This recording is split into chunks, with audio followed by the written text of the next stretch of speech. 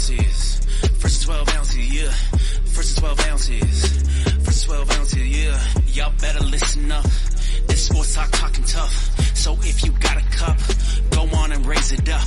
I'll raise one with you as we talk about the sports. It's raining stats and rumors. Let us give you the report. This is first 12 ounces. First 12 ounces, yeah. First 12 ounces. First 12 ounces, yeah. What is up, everybody? Welcome back to First and 12 Ounces.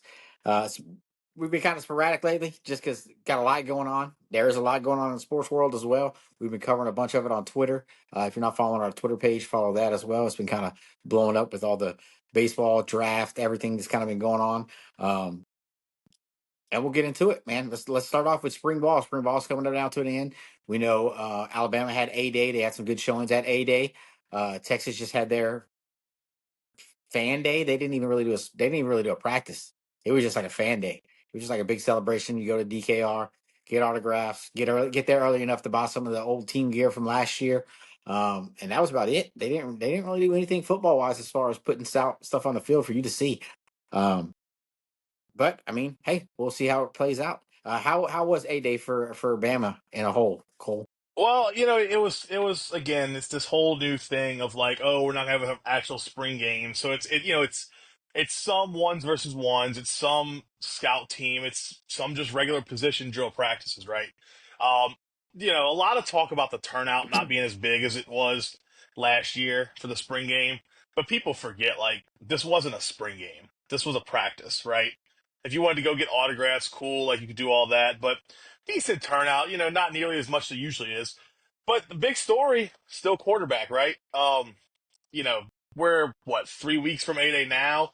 Since A-Day, Ryan Grubb basically came out and said, hey, if we're playing a game tomorrow, Ty Simpson start, which is obviously big news. A lot of people, including myself, kind of thought that would be the way they're leaning right now, at least. I still don't think a true starter will be named until kickoff of week one, personally.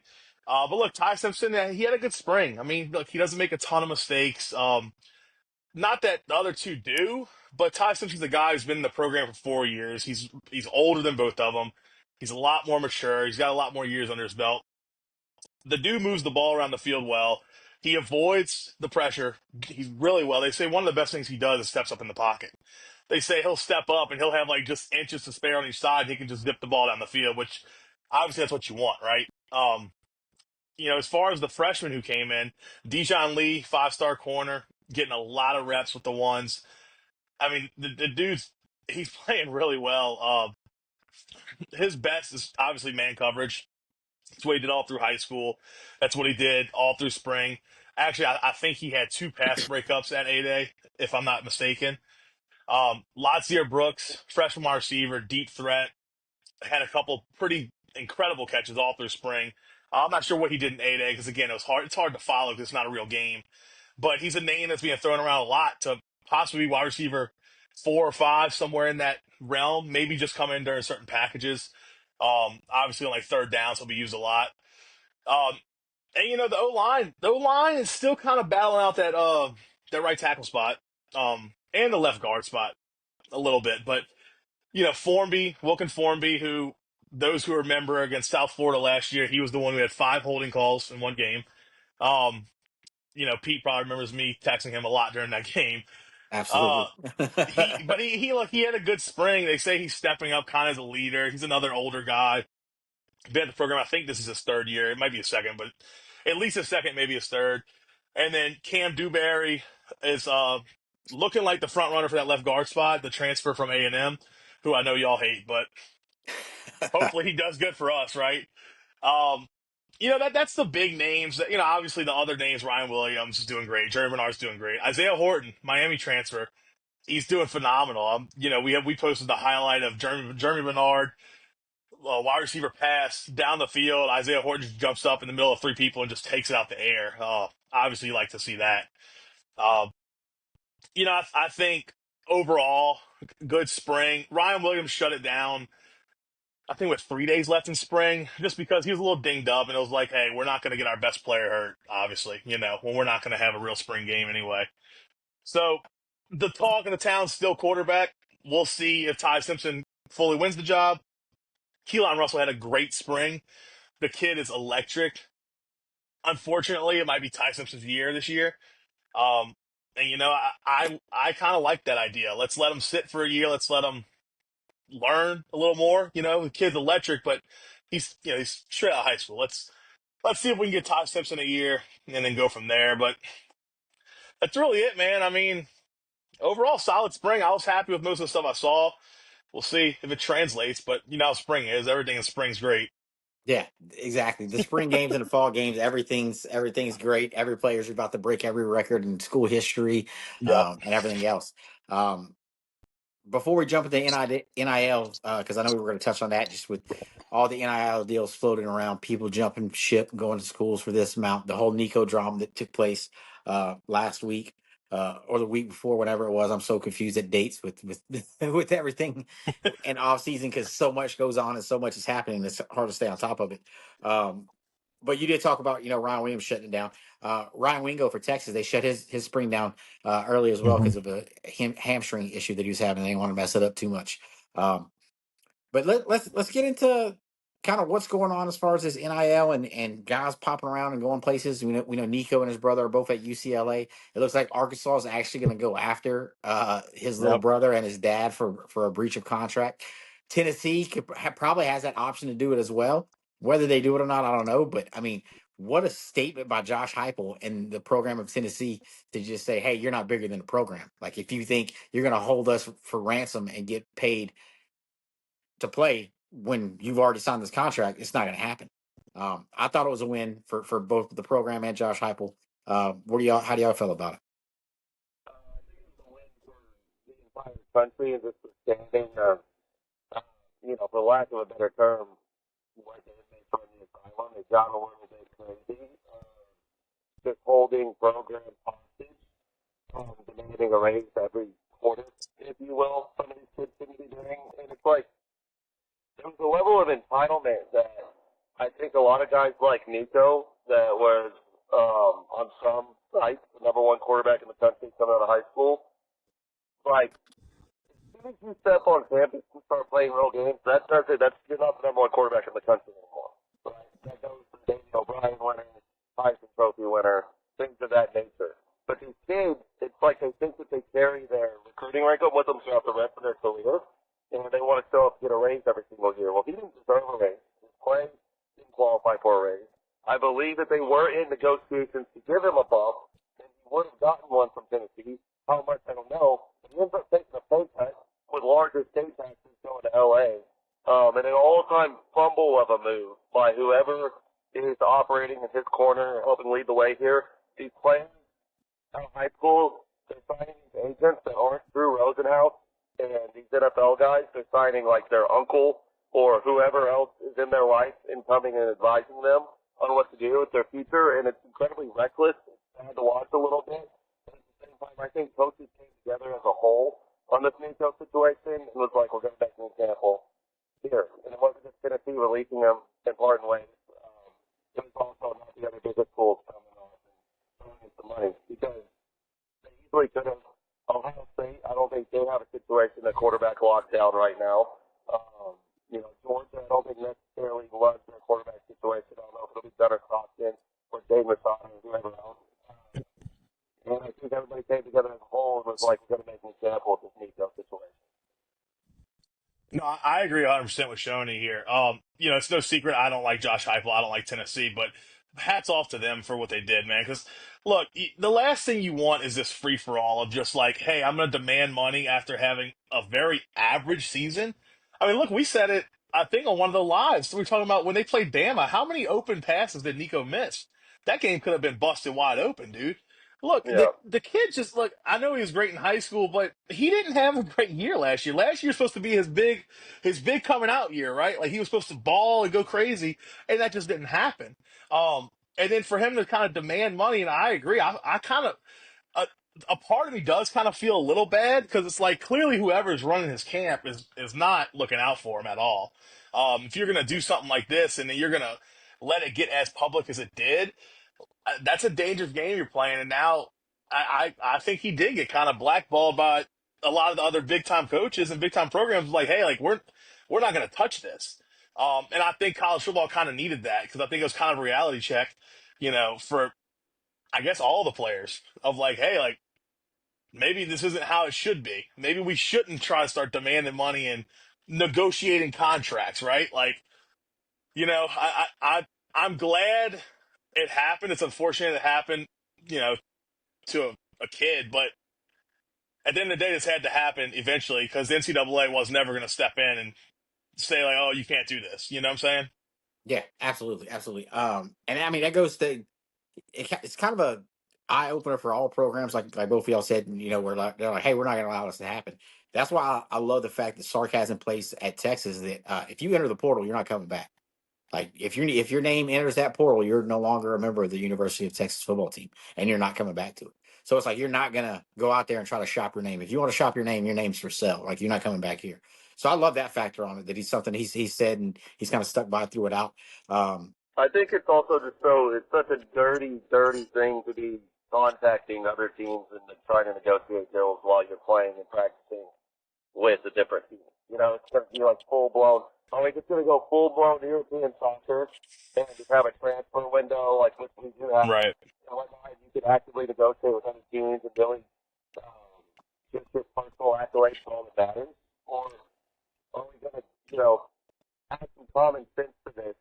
Understand that there's no other sport like college football when it comes to tradition and pride in the program. Like when you, for example, getting clutch right now because he left a lot of money on the table to not transfer and playing out here in college football. But at the same time, here we are clutching Nico for trying to get a bigger payday and not being good teammates doing all that. So what side of the track does everyone fall on here? Right? Like, should we be proud of loyalty in somebody that's loyal to a program and cares about his legacy with the program that he went to play football at, which has always been the case in college football forever and ever? Or are we just going to do free-for-all and this doesn't matter? How do you even root for a team at that point if you let it get to that point? Yeah, Well, and I absolutely. think just to touch on this a little bit more, all three of us played sports for a big portion of our lives here. How would you feel if you have a teammate that says like, "Oh, I'm sitting out of practice in college because they're Yeah. negotiating for more money"? I just think it's kind of trash, personally, and it's unfortunate that that's what it's come to. But I am glad that it panned out the way it did, and like the hammer was laid down. It's like, hey, like, nah, fam, this ain't gonna work for you. Just Yeah, is what it yeah. is. Inexcusable behavior. And that's another thing. It goes back to the Texas locker room. Michael Taft came out when all this happened, and he said, "Hey, look, I'm not gonna judge, Nico's situation because I don't know it. I would never judge anybody else's situation." He's like, "But we don't have that problem here at Texas." He's like, "In our locker room, no one's talking about NIL deals and how much they're getting paid and how much they think they could get paid or what their deals are. That's all closed shop. We don't know about it. If all everyone's fine." But the culture matters more now than it ever has before. I think people think it's gone, like it's just buying championships. Everybody threw out the $20 million roster for Ohio State last year. The reality is, outside of Caleb Downs, a lot of that money was going to guys that they needed to pay more than was already at Ohio State. Right? Like the Jack Warriors, all those guys that came back their senior year, they put a big chunk of that NIL money went to those guys. They were already Ohio State guys.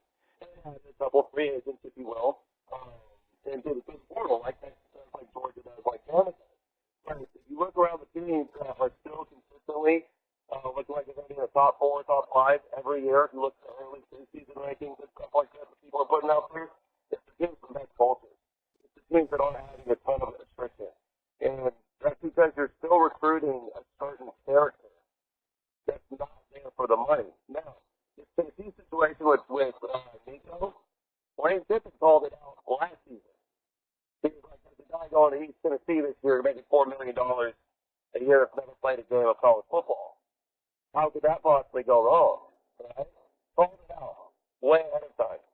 So, I think that as much as we bash the Nicos of the world, there's some programs out there doing a really damn good job of this. And they're Yep. still teaching, building culture.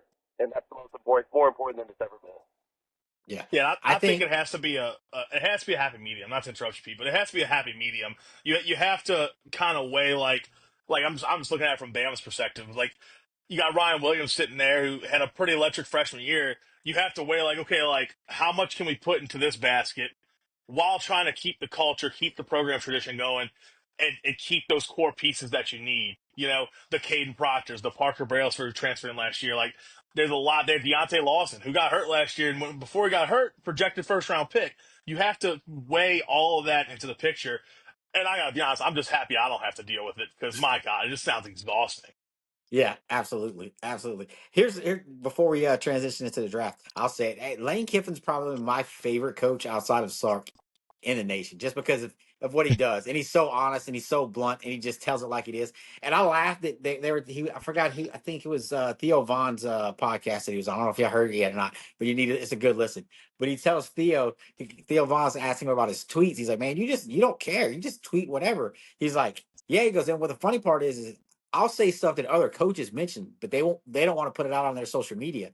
He's like, but they know Lane will, so I get a text and say, "Hey coach, you should say something about this." And he goes, "I have no issue with it," and I just go ahead and tweet it out there. He's like, and then I get all this, whether it be good press from it, bad press or whatever. And he's like, and it's honestly it's something that we feel, but no one else wanted to say it, but so I said it. So I'm like that. He's like, in some aspects, I'm speaking for not just myself but other coaches around the nation too. And I'm like, dude, that's awesome. Yeah, I'd love to see the group chat with like him, Kirby, Nick, all the old like Saban coaching tree. They had a little group chat going. I'd love to see what they say in that group chat whenever Lane just gets out of pocket on Twitter. Oh yeah, dude, it's got to be hilarious. And this shit talk is probably to no end, just Oh nonstop, yeah, great stuff. Moving on, let's go ahead and get into this draft. Cam Ward goes one. We figured that was going to happen. Travis Hunter goes two. We figured that was going to happen. Carter, I actually thought Carter was going to go two, and then Hunter was going to go three, but that all changed with the trade from the Browns. mm-hmm. And then how about Will Campbell going in at four? I didn't think he was going at four. I knew he was going I early, didn't but I did either. not think he was going at four. So that was a big get. And honestly, as much as we criticized, and I know it was just us probably giving Buddha a hard time about us criticizing Will Campbell all year, he kind of won me over in the draft with just the way he talked and the way he represented himself, and even his representation of Kyrie Lacey and the number two pin on his lapel was pretty awesome. Um, Yeah. so we'll see how it plays out for him there. Who was y'all's biggest surprise of the draft outside of the big names? Everyone already knows the big names. So you're going to say Shador and everything else. Outside of that, who's somebody that went early that y'all didn't expect? Shoney, I'll let you go because I might say the same person as you, so I'll let you go ahead. I'll go from there. We're talking first round. I don't know. I think it mostly stuck out the way I anticipated to. Shadur didn't shock me. And I know it's a cool thing to say right now. I did not. I was not high on Shadur ever at any point, and I never thought that he was a first round talent. Like in my life, that guy's not a first round talent. He doesn't have any elite traits that separates him from everybody else. And then you add the side show that you're going to deal with, which is the real thing. It's that much worse. And it's not just Shadur, this has happened to you before. Tim Tebow's guy is not even as close as good as Shadur, but this guy that would have played longer in the NFL if he didn't draw so much attention. And it's like our backup quarterback can't be as popular, more popular than the starter. Type of thing with Tim Tebow. Shadur's got an element of that where, all right, if you're not going to be an all-pro, like, let me tell you something. The guy's accurate. Is he Troy Aikman or Dan Marino accurate? No. He has a decent arm, not a strong arm. It's strong enough. He has some mobility. He's not Cam Newton or Michael Vick. He's not even more mobile than the other quarterbacks. Jackson Dart's a hell of a lot more mobile than Shadur Sanders is. And then, like he's selling his own jersey on his own website because he lost draft stock. Like, crazy. It's crazy. And for anybody to sit here and act like it's not very reasonable that if you factor in all this stuff and he sells, then you're just being ridiculous. But as far as reaches, I would say Tyler Suggs blows my mind. He didn't go in the second round, but this guy had 4 season-ending surgeries in college, and then he played, I guess, a full season for Louisville last year. He didn't walk away with the Davey O'Brien award. He's very accurate. When he watches tape, he can really just put it where he wants to put it, and that's unbelievable. But the flip side, Quinn Ewers falls 100% because of medical to the second round. It's like, I don't know how Tyler Suggs steps up for the second round. He literally, couldn't get through a game at second. Yeah, the Shuck pick. Obviously, I'm a Saints fan, and that one hurt, man. I mean, look, with Quinn falling as far as he did, like I would have rather just wait and get Quinn later rather than take a chance on Shuck, who may never play it down for us. I mean, it's just that's mind blowing to me. I'll tell you what shocked me, and I mean, I'm gonna go Bama here. I'll go to Bama actually. Tyler Booker going to the Cowboys that early, that kind of surprised me. I mean, look, man, I don't follow the Cowboys, but a guard going at 12, I didn't expect that. I don't think anybody had him going that early in their mock drafts. And then Jahad Campbell falling to 31 to the Eagles. I thought that was very shocking, personally. I think Jahad Campbell's an incredible player. I think he is going to have a very successful NFL career. He is not injury prone. I mean, he's had like one little ding up in his entire career at Bama. So I'm not quite sure what the GM saw that we didn't see. But look, as he said, the rich got richer. The Eagles already had a pretty damn good defense, and now they got him. And look, he is an off the ball linebacker, so that'll. I guess that's not as valuable as like maybe an edge rusher that could play Yeah, both. But the reason he fell was like the devaluing the off-ball linebacker. right, right, Which I don't right. agree with, but I think that's the only reason he fell. Yeah, which makes sense. I mean, if there's less value there, then hey, good for him for going somewhere good. Yeah, Yeah, absolutely. but I My just think my at the Tyler Booker thing, some people were mocking him there towards the end because they knew we loved him. I think we intended to trade back and try to take him. hmm We were trying to negotiate with, the two teams were trying to negotiate with, and they just didn't give the value to move back that far and potentially lose Tyler Booker at that point because I knew hmm he was going to be off the board before 2021. Yeah. That's kind of where we're looking at trading back to. So I'm fine with it because now, first and foremost, the Dallas Cowboys got to block Jalen Hurts twice a year. I think he's arguably the best football player in the NFL. Just from a pure dominant takeover game standpoint in the middle of the line. Jalen Hurts is the reason they beat the Rams in the playoffs. He's the major reason they won the Super Bowl. And we got to deal with them in that Philly front twice a year, and then others. The Giants have a nasty front. Washington's trying to build a nasty front. So you got to worry about the division first and foremost. Championships are won in the trenches. Now we got Tyler Smith, Cooper Beebe, and Booker next to each other. That's the biggest interior defense offensive line in the NFL. And so you're trying to answering that question right away. And I think beyond that point, Dallas has done an excellent job taking the best player on the board every single time. They're not reaching for a specific position. Like, I don't think that there was ever a point when we came up to select where it made sense to take a receiver maybe 15 spots down on the board when you got somebody standing out and taking a elite pass rusher. You had a first round grade on a guy and you fell to hmm 47. Right? So they did an excellent job taking value and sticking to the principle of what they came to do and just draft really good football players. That corner we got out of East Carolina is an absolute stud. And a lot of people have him as the best corner in the draft before he tore his ACL. He's 6'2", with like an 81-inch wingspan, something crazy like that. Just Yeah. size modern corner. So I'm excited. I've been saying that I look at this as more of a two-year plan for Dallas. I think we're closer than some realize. If we can make a trade for a weapon, which I fully expect them to do, or they'll sign like Amari Cooper, then we are contenders at that point. But even if you don't, you go into year 3 of that Jack Hill next year, you can get off of it after year 3, really, and you're really set on the line of scrimmage on both sides of the ball. You're set in the secondary. You're cooking with gravy at that point, moving on to every quarterback. So if it's not this year, and it's next year or the year after that, I think we're building the right way for the future, and we're no longer ignoring things that we've ignored for like 20 years. So Tyler Booker was my pick as well. I heard more about Tyler Booker since the offseason than anyone else because Cole has been talking to me about this kid nonstop. So I had a feeling they were going to go offensive line. I didn't know they were going to go with Tyler Booker. When they said his name, the biggest smile came to my face. And first thing I did was grab my phone and text Cole and was like, "Look, there goes your boy." I've heard about him Yeah. nonstop for past weeks. I was like, We'll see what he's about now because now I got to watch him every Sunday. Hopefully he lives up to the hype that you've been putting on him.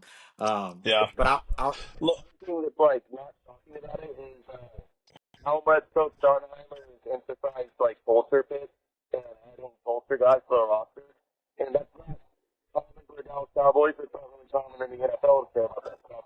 Johnny seems to really, really emphasize having the right guys, and all you hear is Tyler Booker's like the greatest leader of all time. Dude, I'll tell y'all, right now. So when Saban retired, Tyler Booker was one of the first leaders. It was him, Jalen Milroe, Deontay Lawson, Shahad Campbell, Malachi Moore. Those five came together and said, "Hey, like we're staying." Period. They met with DeBoer, like literally 3 hours after this plane landed. They all had a closed meeting. Tyler Booker was the leader on this team the entire season. The whole offseason leading up to DeBoer's first year, and then obviously throughout the whole year. And look, you talk about a character guy. The dude just brings people together. He's a baller. He's a character guy. He's a leader. I think you're looking at a guy who's going to play 10 to 14 years in the NFL. And look, I wouldn't be shocked if a lot of those years was in Dallas because I think he's going to get in there. I think they're going to love him. I don't think they're going to want to let him go. The only thing that could hurt is money at some point if he ends up, I don't know, Dallas cap situation, but if they end up having to pay other people, obviously that's the NFL. It's a business. But his run blocking is unmatched. His pass blocking, obviously he's a guard, so pass blocking is a little bit different. But look, he gave up 2 sacks in his entire career. I mean, that's it doesn't get much better than that. I think it's a steal. Not, I wouldn't say a steal, but I think it's a great pick at 12. Yeah. I think my favorite thing, I'm sure y'all saw it, his quote that he gave Micah Parson on his podcast. He said, "Hey, I'm the guy that wants to play against a guy that loves football. That they eat, sleep, and love football." He goes, "Because I want to play against them to where they're not having a good time. That smile of them loving football, I want to make them hate it when they line up against Yeah, me." I was he's, like, he's "That is one of the best quotes I've ever." He's like, "I he want." said, yeah, he said play by play, quarter by quarter. I want to watch the love for football leave their eyes. I want to take their soul. I was I like, mean, my God, "What a statement! What a statement!" Michael Parson was fucking pumped he when was he saw fired that. up. Yeah, he was Yeah, I fired was up. like, dude, that is fucking awesome. Like that's what you want to hear right there. Yeah, Yeah, and I think that Jaden Blue and Phil Maffa were fantastic picks where we got both of them. I think they're going to complement each other a lot. I like Jaden Blue. I know you like Jaden Blue. I don't think it was fumble issues, but he didn't have those.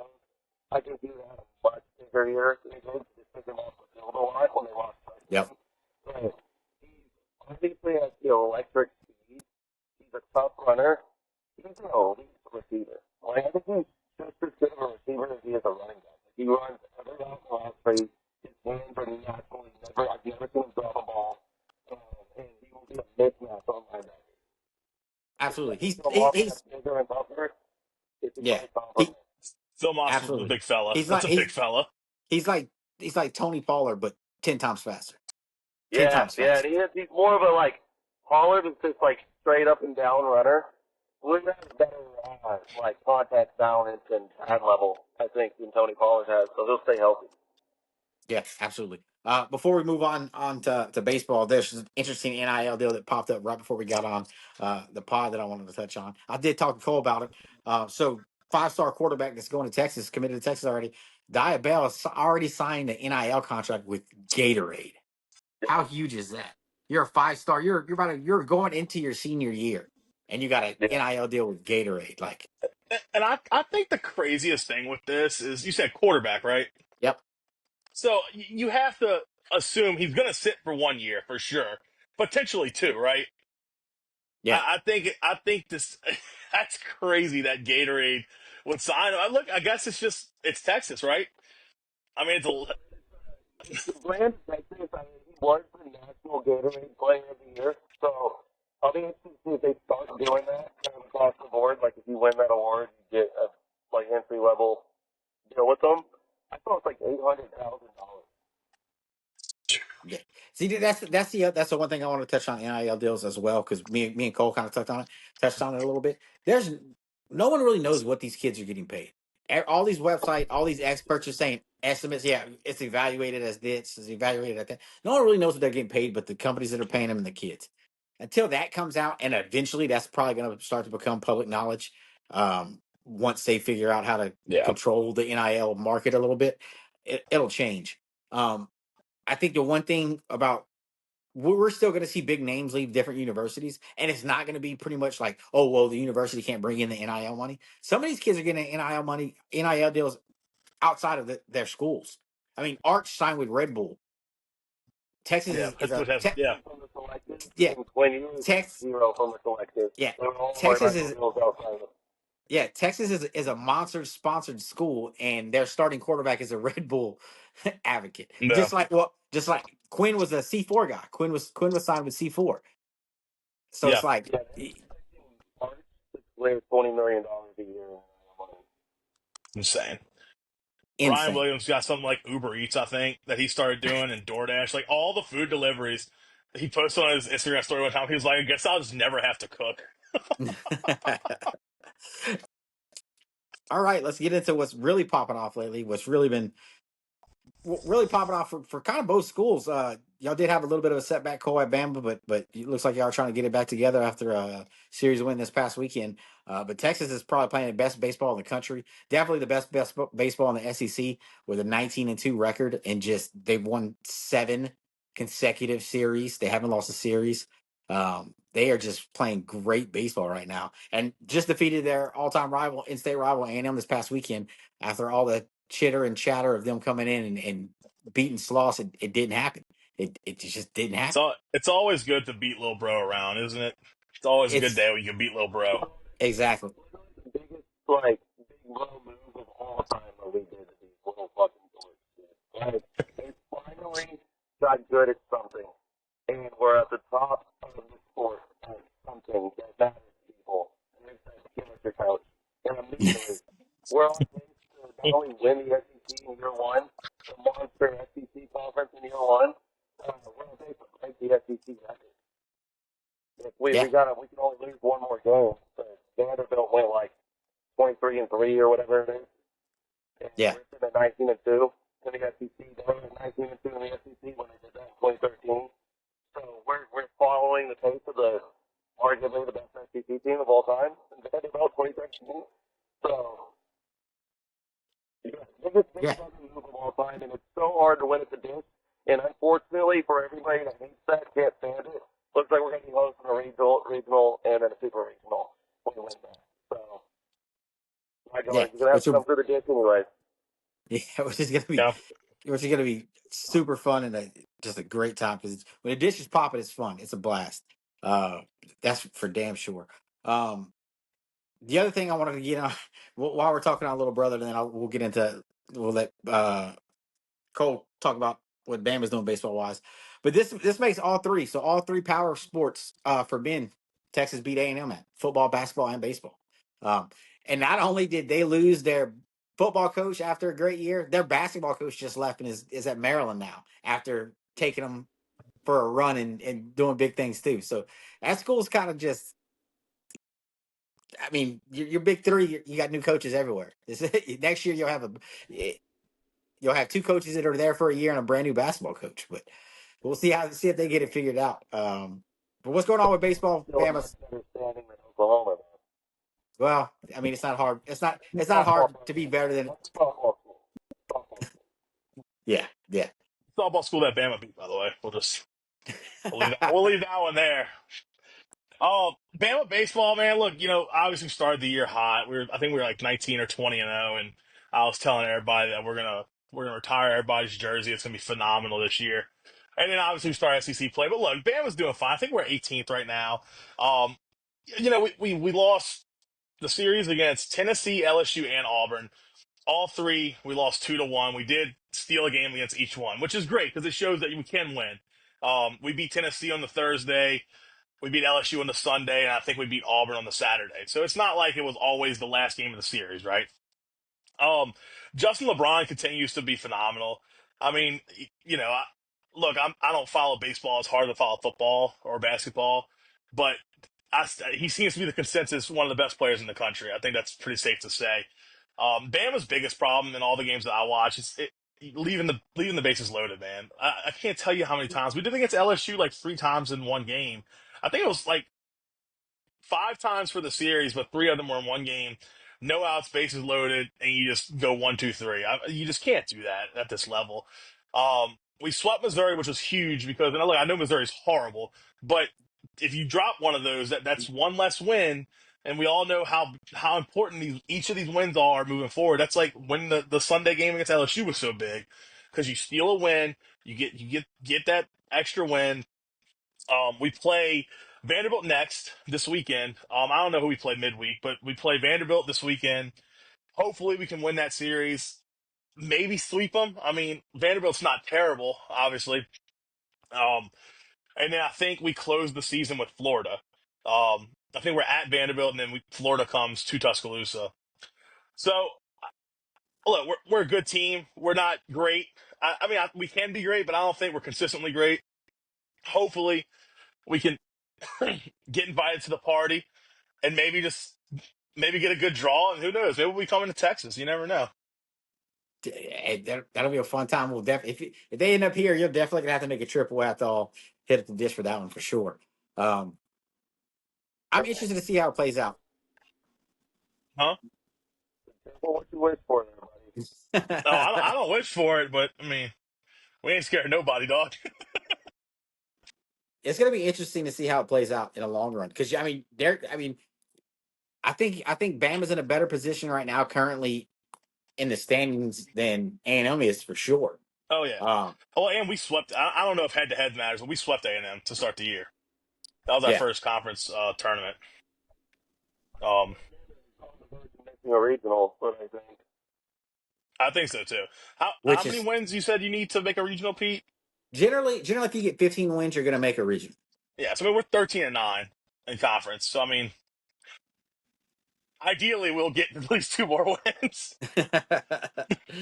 Yeah, absolutely. I'm just baseball this year has been so crazy.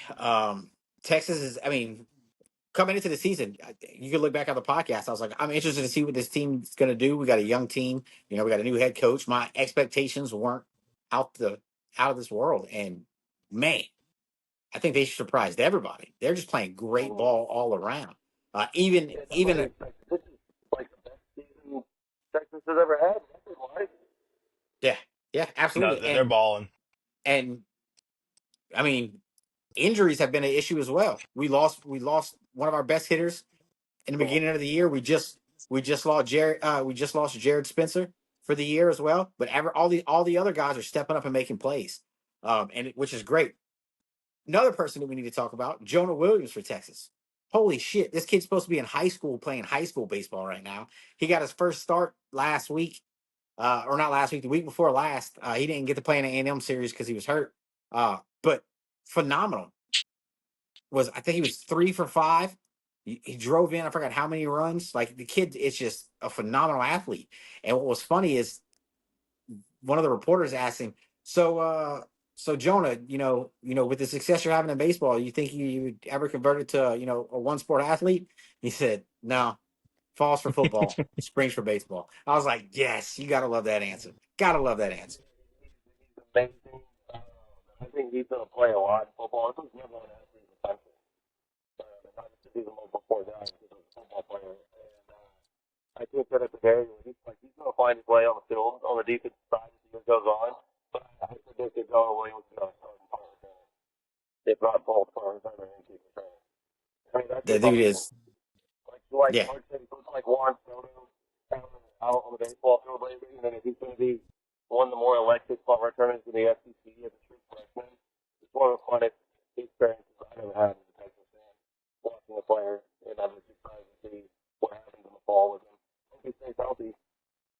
yeah, absolutely, absolutely. I'm interested to see the entire roster, what it looks like when we get it back on the field. And let's not get it twisted. We are a predominantly football podcast, so all of us are huge football guys, and everyone is just chomping at the bit for the season to start back up and more news. But now we're about to hit the spot. We're about to hit the time that me and Buddha talked about last year, where it's cross your fingers and hope kids don't get in trouble, because that's what's going to happen. This is a time where kids get in trouble. Texas just had a player get arrested this past weekend for a DWI. Now, Like, it's I'll, That's this is ridiculous. this Though. I mean, MTV can't stop like murder ever. But they're going to search this guy and find his lead thing and take him to jail for it. well, I heard that Kirby Smart in Georgia, they're starting to do like in the off season, you have to go to defensive driving classes 3 times a week for about 2 or 3 hours each time. And I think it's really just a ploy to try to stop them from getting DUIs at this point. I mean, They're just driving like 200 miles. They're just Paul Walker. Like, dude, it's insane. they're going to put a governor on their cars. I do have a Bama little basketball note before we wrap up, Pete. All So right, what you got? Rylan Griffin's a kid that played for Bama 2 years ago. I'm sorry, 3 years ago. He came to Bama. He played 2 seasons with Bama. He transferred out to Kansas, and a little bit of that was because of Mark Steers deciding to stay for his senior year. So, look, Rylan Griffin was a good player. I mean, I think his best year with us, he was averaging 12 or 13 points a game. Nothing crazy, but I mean, that's pretty good for, college. Well, now he's in the portal. He met with Bama and with Nate Oates in Tuscaloosa this past Wednesday, I believe it was. No decision's been made, but it's kind of in a situation where he came in, he wants to come to Bama. It's kind of, does Bama want him? And I just think that's a testament to Nate Oates and what he's done at Alabama. First of all, this dude left, and he did bad talk the program, and he had a lot of off the court stuff. But now it's kind of like, hey, like if you want to come back, that's cool, but like we have to decide if we want you. I mean, Nate Oates has been now to 4 Sweet 16s at Bama, 3 in a row. Obviously, the Elite Eight this past year, Final Four the year before. I just think it's a big step for Bama of being like, hey, like we'll take you, but like we're going to decide on our end if we want you. You know what I'm saying? Him, and then there's another guy, Cedric Howard, who's either going to go to Duke or Bama, and he's also possibly going to the NBA. So we're kind of in a good spot. We got a few transfers in. I think we have 3 roster spots available right now. And I really don't know when the basketball portal window closes. I don't know if it even does, to be quite honest with you, because obviously less active than football. But I just wanted to throw that in here because I think it's kind of nice to be in the spot where you're like, oh, like if you want to come here, like we'll decide if we want you type of situation. You know what I'm saying? Yeah, absolutely, absolutely. I do know the portal closed, but if you're still in the portal, you can get taken out of it. Right. But I'm not. As far as what dates and which sports, I couldn't tell you offhand. No, I know. I know. there's way too many dates to keep up with all that and remember all that. Yeah, just insane. But I think that's all we got for y'all this week. We'll be back next week with some more. And if you haven't checked out any of our other social medias, we're on Instagram, TikTok, Twitter. Twitter's the one we've been most active on and the one we've been really blowing up on as of late. So if you want to jump in there, all of us are on there talking smack with. We get along. We argue with each other on there. We argue with other fan bases. It's fun. It's a good time. We do give SEC Unfiltered and Chris Philly a hard time because he's been making the wrong picks week after week when it comes to Texas baseball. So hopefully he's kind of learned his lesson after this one, but we'll see. Y'all got anything else for him, fellas? No, that's it, man. Roll Tide.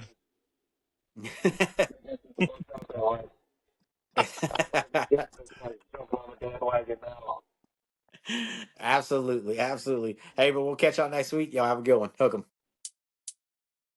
First 12 ounces. First 12 ounces, yeah. First 12 ounces. First 12 ounces, yeah. Y'all better listen up. This sports talking tough. So if you got a cup, go on and raise it up. I'll raise one with you as we talk about the sports. It's raining stats and rumors. Let us give you the report. This is First 12 ounces. First 12 ounces, yeah. First 12 ounces.